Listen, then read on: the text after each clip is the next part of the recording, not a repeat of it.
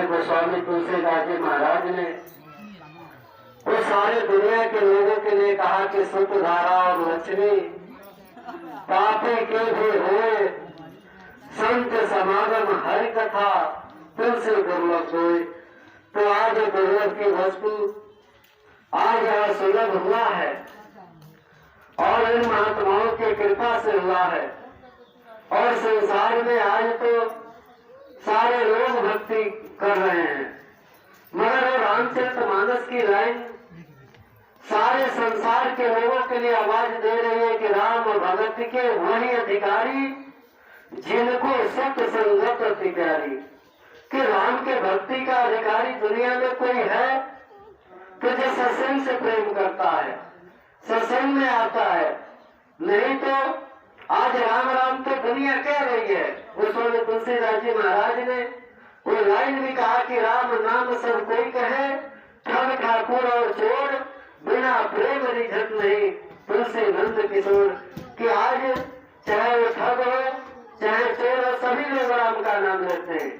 मगर महात्माओं ने कहा, और जिस राम की बात हम कर रहे हैं वही भगवान राम उत्तरकांड में सारे संसार के लोगों के लिए कह रहे हैं कि आकर 4,84,000 जोने धर्मत जीव विनाशी, फिरत सदा माया कर प्रेरा, काल कर्म स्वभाव गुण घेरा, कमो की कर नानर देही देत हेतु बिन हेतु सने।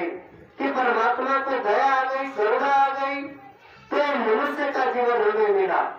और मनुष्य का जीवन हम पाने के बाद अगर इस अविनाशी इस परमात्मा जिसको जिस नाम से हम जानते हैं, इस परमात्मा से अगर नाता नहीं जोड़ा तो हमारे महात्माओं ने कहा कि अविनाशी घर को नहीं जाना तो जन्म मोदक जाए हार। अरे अविनाशी घर को नहीं जाना तो खूब पड़ेगी जन की मार।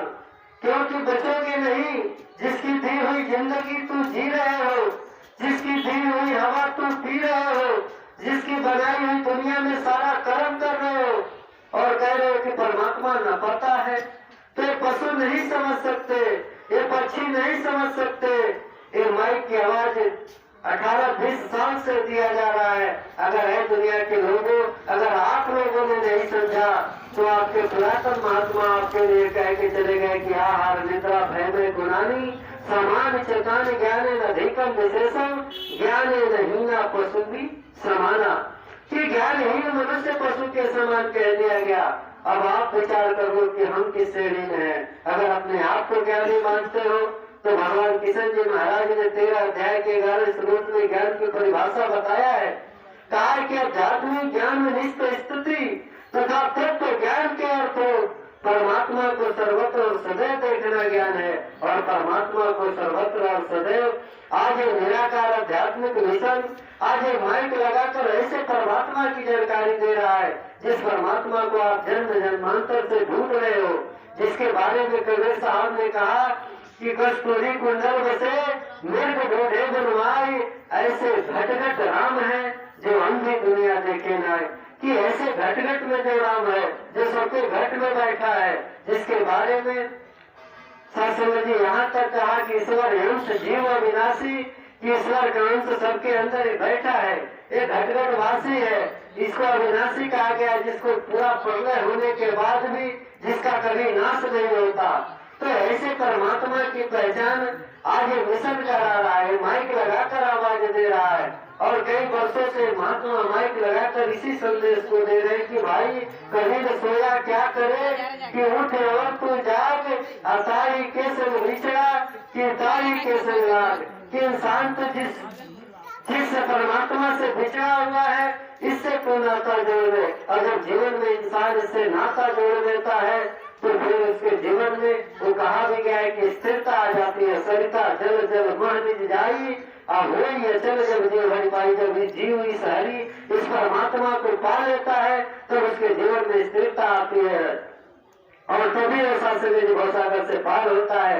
और ऐसे वक्त में आज महात्मा भी वही संदेश दे रहे हैं, वही माइक लगाकर दुनिया के लोगों को पैगाम दे रहे हैं कि भाई अपना संभला तो रोना पड़ेगा, नर्क में गर्क होना पड़ेगा, तेरा ऐसा बुरा हाल होगा जो बताने के काबिल नहीं है।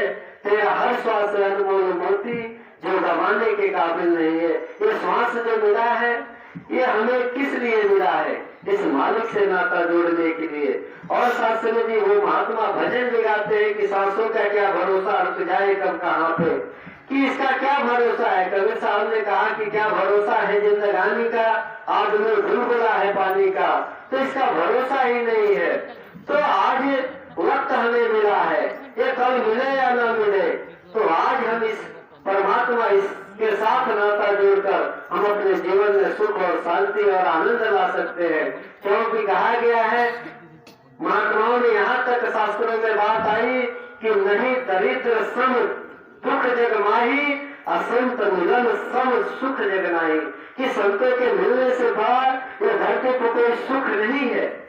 और सुख यहाँ तक गोस्वामी तुलसीदास जी महाराज ने वो उत्तरकांड में भगवान राम समझा रहे हैं दुनिया के लोगों से कि भक्ति स्वतंत्र सकल सुख खानी, बिन सत्संग न पावे प्राणी, कि भाई भक्ति स्वतंत्र है, सारे सुखों की खान है, बस सारे सुखों की खान है, और इसे सत्संग के द्वारा ही प्राप्त किया जा सकता है।